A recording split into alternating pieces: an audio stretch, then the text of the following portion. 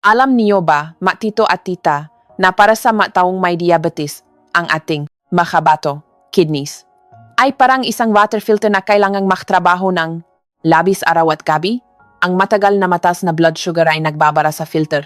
Na ito, na nagiging sangi energy pag-aipong energy dumi at nagdudulot energy madalas na pag-ihi sa gabi, mabula na ihi, pamamagang kamay at paa, at ang pinakamapanganib ay ang talamak na impeksyon o chronic inflammation. Ngunit, huwag kayong masyadong maalala. Magdagdag lamang ang isang kutsara ng pamilyar na pampalasa na ito sa inyong nilagang itlog sa umaga at agad na matutulungan ang inyong nga bato na linisin ang nga dumi, bawasan ang pressure at mabilis na pagalingin ang pamamaga. Tila kakaiba at mahirap paniwalaan, hindi ba? Ngunit, napatunayan ng siyensya na ang kakaibang kombinasyong ito ay tumutulong upang epektibong malinis ang glomerular cell membrane, parang pagalis na gadumi at paklilinis na filter na ating water purifier. Ang paraan ay napakasimple lamang, ang sangkap ay madaling makita sa ating kusina at hindi epot sa ilang piso ang halaga. Ako mismo ay direktang nagtuo ng maliit na ito sa napakaraming pasyente at ang mga resulta ay talagang nakakagulat pagkatapos lamang ng ilang maikling linggo. Huwag muna kayong aalis sa video na ito. Ibubunya ko agad kung ano ang mahiwagang pampalasa na ito at ang pinakatamang paraan ni pagkain nito upang hindi tumaas ang blood lipids. Mansa sa dugo maya-maya. Bilang inyong doktor, ako po si Dr. Althea Ramos. Sa aking 35 taong karanasan sa paggabay at paalaga sa mga pasyenteng may diabetes, lalo na sa mga tito at tita na lampas 50 anyos. Lubos kong naunawaan ang inyong maaraw-araw na pangamba sa loob ng mga taong aking masigasi na panggagamot dito sa Pilipinas. Nasaksihan ko ang hindi mabilang na mga kaso ng mga pasyenteng may diabetes sa loob negebesh o taon na nawi sa mga komplikasyon tulad nege, kidney failure at chronic nephritis. Sa pagkakita ko sa inyong pagod dahil sa mahigpit na pagdadiet at pallaging, natatakot na baka isang araw ay kailanganing mag-dialysis ng hindi alam kung saan magsisimulang ayusin ito. Talagang nag-alala ako. Sa totoo lang, ang nilagang itlog ng manok ay isang pambansang almusal natin. Napaka-pamilyar, masustansya, at ligtas para sa mga may diabetes. Ngunit, kung ilalaga lang natin ito at kakainin ng ganon, o isasoso sa asin at paminta ayon sa nakasanayan, hindi nito lubusang may papakita ang kamanghamanghang epekto nitong medikal. Mamaya gamit ang lahat ng aking klinikal at karanasan. Ibabahagi ko ang isang napakasimpleng sikretong formula, ang perpektong kombinasyon ng nilagang itlog at natural na fermented apple cider vinegar ay makakatulong sa inyo na protektahan ang makbato mula pa lamang sa unang kain ninyo sa umaga. Nakakagulat, ngunit linghid, sa kaalaman NG marami, kapag ang mataas na kalidad NG, protina at mahahalagang amino, acid sa nilagang itlog ay humalo sa masaganang acetic acid sa apple cider vinegar, lilihasi lang ang isang kahangahangang biochemical reaction. Ang kombinasyong ito ay bumubuo nga isang matibay na proteksyon para sa mga glomeruli mga filter ng bato na nagiging marupok dahil sa mataas na blood sugar. Ang acetic acid sa apple cider vinegar ay hindi lamang tumutulong na ay neutralize ang mga mapaminsalang free radicals at linisin ang microvascular system, kundi binabawasan din nito ng malaki ang pressure sa makbato sa peg filter ng dugo. Bukod dito, tumutulong din itong pabagalin ang pag-absorb ng asukal sa dugo, kaya't nakakapagpahinga ang lapay, pancreas, at napapanatiling matatag ang blood sugar. Ang epekto nito ay napakalinaw. Binababa nito ang blood sugar pagkatapos kumain at pinapalakas ang anti-inflammatory capability sa loob ng glomeruli. Upang gawin ito, kailangan niyo lang maglaga ng isang sariwang itlog ng manok, malasado o soft-boil kung maganda ang inyong sikmura. Balatan at pagkatapos ay pumatak ng isang maliit na kutsara o ilang patak natural na apple cider. Vinegar sa bahagi ng pulang ng itlog para kainin tuwing umaga. Tandaan na dapat itong nguyain ng mabuti. Baka pakinggan ay tila abala o mahirap kainin. Ngunit ang totoo ay napakasarap. Ngang lasa nito at mas madaling gawin kaysa sa inaakala ninyo. Wala pang 5 minuto. Ang pakahanda, mayroon na kayong walang katumbas na natural na kamot para protektahan ang inyong makbato. Ayon sa pinakakatiwalaang datos medikal, kamakailan may isang nakakalungkot na katotohanan na higit sa 60% ng mga matatanda na may diabetes ay nahaharap sa paginangang function ng bato sa ibang antas. Ang pinakaugat ng kondisyong ito ay ang patuloy at mataas na antas ng asukal sa dugo. Kapag hindi nakontrol ng mayos ang blood sugar, para itong mga matatalim na kristal na tahimik na kumukuskos at malubhang sumisira sa buong komplikadong microvascular system ng bato. Sa paglipas ng panahon, humihina ang filter membrane ng bato at nawawala ang kakayahan nitong maksala nga liaison. Palagi kong pinapaalalahanan ang aking nga pasyente na ang ganap na solusyon ay wala lamang sa lubos na pagdepende sa mga Western medicine araw-araw. Ang pinakamahalaga ay nasa kung paano tayo nakpapasok ng nutrition sa ating katawan, lalo na sa umaga, upang matulungan ang katawan na makontrol ng kusaang hormone na insulin. Ang napakagandang benepisyo ng pagkain ng nilagang itlog na may counting apple.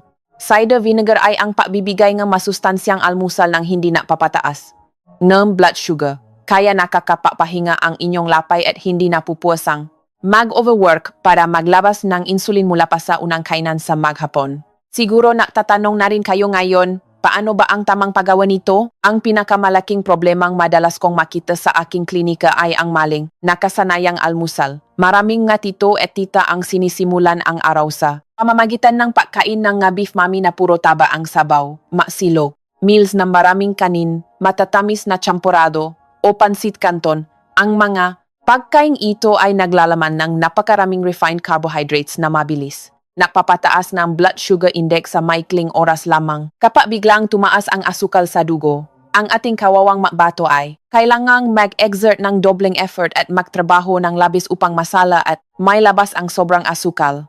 Ang matagalang epekto nito ay ang patuloy na pagina ng kidney function at ang pinakamalinaw na senyales nito ay ang madalas na pag-ihi sa gabi. Ang ihi ay nagiging mabula at matagal matunaw ang bula, pelaging metamlay at pagod ang katawan, at nagsisimulang mamaga ang mga kamay at pa. Upang lubos na masolusyonan ito at maprotektahan ang bato, ituturo ko sa inyo ang isang formula na may malinaw at tamang sukat. Tuwing umaga, gumamit kayo ng eksaktong isang malinis na itlog na native chicken egg kung maaari. At ilaga ito, patakan ng halos 5 ml, katumbas ng 1 kutsarita ng natural na apple cider vinegar. Ang pinakamagandang oras para kainin ito ay sa pagitan M7 am hanggang 8:00 am. Isang maliit ngunit napakahalagang tip, kumain ng mabagal at nguyain itong mabuti. Ang panggiyan ng Maggi ay makakatulong upang mas maraming natural na digestive enzymes ang lumabas mula sa lawi na hahalo sa pagkain at papadalin ang pag-absorb ng katawan. Gusto ko ring ipaalala na kapag bibili kayo nga sangkap, piliin ang organic na apple cider vinegar na may nakalutang na mansa sa ilalim ng bote na tinatawa na mother of vinegar. Ito ang pinaka-esensya na naglalaman ng maraming magagandang bakterya na panlaban sa pamamaga. Kung ihahalin tulad, kung ang nilagang itlog ay ang malinis at banayat na tubig na nagalis ng dumi sa mga bato, ang natural na acid sa apple cider vinegar naman ay nagsisilbing tagalinis ng lubusan sa lahat ng pamamaga mula pa sa pinagmumulan nige mga micro-blood vessels. May nakikita akong isang napakakaraniwang pagkakamali ng maraming tito at tita. Ito ay ang hilis sa pritong itlog, sunny side up, na punong-puno ng mantika sa halip na nilaga. Ang pagkarining ng sirit ng mantika sa kawali ay masaya sa pandinig at malinamnam. Nga naman itong kainin, ngunit para sa mga may diabetes, ito ay isang patibong. Sa kalusugan, ang epektong paggamit ng mantika na pinainit sa mataas na temperatura ay hindi sinasadyang nagpapasok ng maraming bad cholesterol sa katawan. Ang sobrang tabang ito ay papasok sa daloy ng dugo, magiging sanhi ng pagbabara sa microvascular system na sadyang napakanipis na at gumaganap sa papapakain ng mga bato. Bato na kulang sa dugo at oxygen ay hihina at mas lalala ang pamamaga. Kaya naman, ang pinakatama at pinakaligtas na paraan ay palaking ang paklalaka na itlog. At para masulit ang benepisyo nito, tinuturuan ko ang aking pasyente na maging flexible ayon sa ating klima. Halimbawa, sa mga mainit na umaga ngang tig-araw, summer, mari kayong kumain ng nilagang itlog kasama ang ilang hiniwang pipino para pampalamig at pampaihi. Kapag pumasok naman ang malamig na Panahon tuwing tagulano mga barmans, kumain kayo ng konting ginayat na. Sariwang luya kasama nito. Ang luya ay nagbibigay ng init sa katawan, naktataboy, ngang lami, nakpapainit sa tiyan, at naktataguyot na pagkagandang daloy ng dugo, papunta sa mga bato. Isang maliit ngunit napakahalagang tip sa kusina. Pakuluan ninyo ang itlog ng mga 6,7 minuto lamang simula ng kumulo ang tubig. Ang oras na ito ay sapat na upang maluto ng malambot ang puti nga itlog at saktong luto ang pula, malasado, upang mapanatili ng buo ang protina at pinakamahalagang amino acids. Nais ko ring magbigay ng mali na babala. Marami ang may nakagawiyang iwanan ang itlog sa kaldero at ilaga ito ng sobrang tagal kaya nagiging kulay. Asul o abo ang gilid ng pulang itlog. Kapag nangyari iyon, nasisira na ang protina at naglalabas ng sulfur gas. Bukod sa nawawalan ito ng sustansya, mahirap din itong tunawin at nakakapagpadihay o nakakabloated. Ikinukuwento ko ito ng detalyado upang sabay nating maintindihan ang isang malalim na prinsipyo kahit gaano pa kaganda ang pagkain ang paraan nga. Paghahanda nito ang siyang naktatakda sa 80% gram bisa ng pagpapagaling. Tandang-tanda ko pa ang kuwento noong nakaraang linggo sa klinika. May isang pasyente, si Tito Jun, 65 anyos na nakatira sa Maynila. Si Tito Jun ay 10 taon nang may diabetes at nitong huli nang magpa-check up. Siya, nalaman na nasa early stage 2 kidney failure na siya. Tuwing magpapakonsulta, malungkot siyang nagrereklamo na gabi-gabi siyang nagigising. 4 hanggang 5 beses para umihi. Ang putol-putol na tulo ay nakdudulot labis na pagkapagod kinaumagahan, panghinangang gabraso at binti, at kawalan, ganang kumilos. Nang makita ko ito, maingat kong tinuruan si Tito Jun na itigil na muna ang pag-almusal energy, tapsilog at mami, at palitan ang almusal energy, nilagang itlog na may apple cider vinegar, at legyan ng counting paminta upang mapabilis ang digestyon. Nakakagulat. Pagkatapos lamang ng halos 3 linggo nga masigasik na pagsunod dito, masayang tumawa sa akin si Tito Jun na bumaba na ng husto ang kanyang paihi. Sa gabi, mas nakakatuwa pa nung siya ay muling nagpasuri ang kanyang creatinine index na sumusukat sa kidney function ay nagpakita ng mas matatag at magandang resulta. Pagkarinig ninyo sa aking kwento, marahil ay marami sa inyo ang magtatanong, kung kaunti lang ang kakainin, paano tayo lalakas?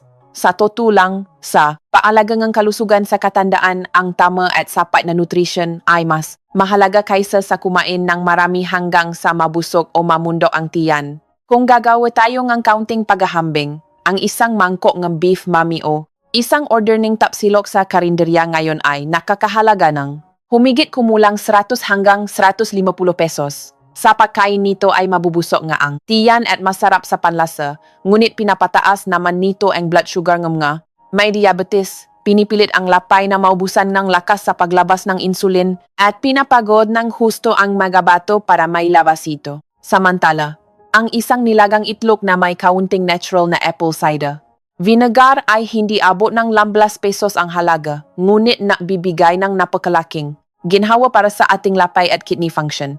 Kung susuriin ng mas malalim, sa aspetong medikal, ang masagana, dalisay at napakadaling maabsorb na bioprotein mula sa itlog naga manok ay nagsisilbing pundasyon. Patuloy nitong pinapalakas at tinutulungang buuin muli ang nasirang tisyong bato dahil sa epekto nga mataas na asukal sa dugo. Kasabay nito, ang apple cider vinegar ay nagsisilbing parang drill na nagdadala ng anti-inflammatory properties malalim sa bawat maliliit na ugat upang linisin ang dumi at mangga na kabara. Bukas ng umaga, imbes na lumabas kayo sa kanto para kumain ng mami o tapsilog, subukan ninyong maglaga ng isang itlog para sa inyong sarili at sundin agad ang formulang ito. Sigurado ako na pakalipas lamang ng ilang linggong pagiging matiyaga, mararamdaman ninyo mismo ang malinaw na pagbabago sa inyong katawan. Mas gagaan ang inyong tiyan, mababawasan ang pagkatamlay, at anti-anting mawawala ang pamamaga o madalas na pag-ihi sa gabi. Ngunit huwag muna ninyong ilipat ang video na ito, manatili kayo at pakinggan. Ito dahil sa susunod na bahagi ay babanggitin ko ang isang napakahalagang babala. Pagdating sa pagkain, ang pinakamalaking pagkakamali at siyang pinakanaalala sa akin kapag nagbabahagi ako in nutritional therapy ay ang pagmamadali ng maraming tao. Kapag sinabi ko maganda ang formulang ito at nakakaramdam sila nga lakas, marami ang umaabuso rito. May mga natatangkang Kumain ng 3 hanggang 4 na nilagang itlog sa isang araw sa paasang mas mapapabilis ang pagaling ng kanilang kidney failure. Ngunit tito at tita ang anumang labis ay nagiging lason. Ang epekto pakaingang napakaraming itlog ng sabay-sabay ay hindi kakayanin ngang atay na maglabas ng sapat na enzyme upang madigest ito agad. Ang labis na protina at pulangang itlog ay maipon, makdudulot ng kaba, hindi pa katunaw ng pagkain. At ang mas mapanganib ay ang biglang pagtaas na cholesterol, blood lipids na magiging sanhi ng pababara at ibabalik sa zero ang pagaling ng bato. Ang tamang paraan at pinakasiyentipiko ay ang pagkain ng almusal na ito ng 3 hanggang 4 na beses lamang sa isang linggo gamit ang pormulang itlog at apple cider vinegar na ito. Sa natitirang maaraw ng linggo, baguhin ang inyong menu at palitan ito ngang mainit na oatmeal o 1,2 nilagang kamote upang madagdagan ang inyong fiber. Sa pagkakataong ito, nais ko ring maglagay ng linaw upang walang maling pagkaunawa. Tandaan ninyo, ito ay isang napakagandang pamamaraan bilang suporta sa kalusugan mula sa pananaw nutrisyon. Ngunit hinding-hindi nito mapapalitan ang inyong ginagawang papagamot o mainiri. Resetang gamot ng inyong doktor. Baka may magtanong kung ganun kasustansya ito, mayroon bang nga taong hindi pwedeng kumain ng nilagang itlog na may apple cider vinegar, doktora? Bagamat napakaganda ng pormulang ito, makakaiba ang katawan ng bawat isa. Para sa lubos na kaligtasan, ilalata ko ang isang detalyadong listahan ng exception based sa mga karaniwang sakit sa ating pagtanda. May 3 grupo ng tao na dapat mag-ingat o pansamantalang umiwas sa pormulang ito. Una, ang nakakaranas ng matinding pananakit ng sikmura, acute stomach ache. Pangalawa, ang mga may malalang ulcer sa tiyan dahil ang natural na asid mula sa suka ay maaring mapasakit lalo sa sugat. Pangatlo, ang taong may napakataas na blood cholesterol lipids. Kung gusto pa rin nilang subukan ito, kailangan nilang alisin ang pula nga itlog at kainin lamang ang puting bahagi. Bukod pa rito, habang sinusubukan ninyo ito kung nagbibigay ng senyales ang inyong katawan na parang hindi maganda ang epekto, kailangan ninyong makinig. Dito, may 2 senyales na kapag naramdaman ninyo ay dapat kayong huminto agad. Ito ay ang heartburn, mainit o mahabdi sa lalamunan, at ang pakiramdam ng labis na kaba at matagal na hindi pa katunaw ng pagkain. At lalo na, may isang critical na sitwasyon na kailangan ninyong pumunta agad sa ospital para magpasuri. Ito ay kapag nakaramdam kayo ng matinding pananakit sa bandang ibabang likod, lower back pain, o kung napansin ninyong may kasamang dugo ang inyong ihi. Ibig sabihin nito, humihingi na saklolo ang inyong mga bato dahil sa isang pisikal na sakit, physical pathology, at hindi lamang simpleng pagina dahil sa diabetes. Paano naman ang mga tito at tita na may chronic stomach ache o asim sa sikmura, ngunit gusto pa ring subukan ito upang protektahan ang kanilang bato? Ang pinakamagandang alternatibo para diyan ay palitan ang apple cider vinegar ng kaunting natural na fermented soy sauce toyo, ang tradisyonal na pinaburong. Toyo ay nakbibigay ding makapakipakinabang na amino acids na nakpapalasa sa pagkain ngunit mas banayad at hindi nakakasakit sa lining ng sikmura. Hanggang dito, para sa mga sumubo na sa paraang ito, maaari kayong maiwan ng komento at ibahagi ang inyong mga nararamdaman sa ibaba upang makapagbigay ng ideya sa iba. Ngayon, naisip ba ninyo kung paano natin madodouble ang bisa sa pet recover nga? 18 kidney function gamit ang almusal na ito. Ang sikreto ay wala sa damieng kinakain, kundi sa tamang kombinasyon. Bukod sa tamang almusal, ang papapanatili ng kasabay na kaugalian tulad ng pabababa ng pasa, maligamgam na tubig na may luya sa gabi, at ang malalim na pahinga gamit ang tiyan, belly breathing, ay lilihangang mas malakas na epekto. Ang nga paraang ito ay tumutulong upang buksan ang madya meridian at pasiglahin ang sirkulasyon ng dugo para pakainin ang mga bato. Ipinapakita rin ng makabagong siyensya na kapag maayos ang sirkulasyon ng dugo, mas napapabilis ang kakayahan ng katawan na ilabas ang malason at dumi sa pamamagitan ng paghihingang hanggang 30%. Ang dapat kong payo ay magpakulo kayo ng tubig na may luya, hintayin itong maging maligamgam, at ibabat ang inyong mapaangang 15 minuto bago matulog. Sinasabi ko ito upang makita ninyo na ang tamang nutrisyon, kapag isinama sa makaagam na gawi sa pamumuhay, ay tunay na gintong susi para maprotektahan ang ating buong kalusugan. Nais ko ring ulitin, ang pagprotekta sa mga bato ay hindi lamang ginagawa sa loob ng 1 o 2 araw. kundi kailangan ang tiyaga araw-araw. Hinding-hindi tayo dapat makpabaya. Kapag malubha na ang pinsala sa bato, napakahirap na itong ibalik sa dati, kaya palaging mas mainam ang pag-iwas kaysa sa pagpapagaling. Ang almusal na may nilagang itlog at apple cider vinegar na. Ito ay buong tapang kong binibigyan ng gold label, napakabuti nito para sa mga taong may diabetes, mananasa early stage ng mild kidney failure, o sinumang madalas makaramdam ng pagkapagod, pamimitig, at panghina paggising sa umaga. Ang solusyon na ibinigay ko ay napakadetalye na. Ang paraan ng paggawa ay napakasimple, kaya kayang gawin ng lahat, at ang gasangkap ay napakamura at laging nasa ating mga kusina. Ang pangmatagalang benepisyo na ibinibigay nga, parang ito ay hindi lamang nakakatulong na mapanatili ang function ng glomerular filter ninyo, kundi mas mahalaga pa rito, tinutulungan tayo nitong makaiwas sa tuluyang pagdaan sa dialysis. Ang dialysis ay hindi lamang nadudulot ng matinding pisikal na sakit, kundi isa rin itong malaking pasanin sa pinansyal na umubos sa lakas at prangbuong pamilya. Dito sa atin, mayroon na ba sa inyo na nakasaksi ng kapamilya o kaibigan na nahihirapan dahil sa mga komplikasyon at kailangang mag-dialysis?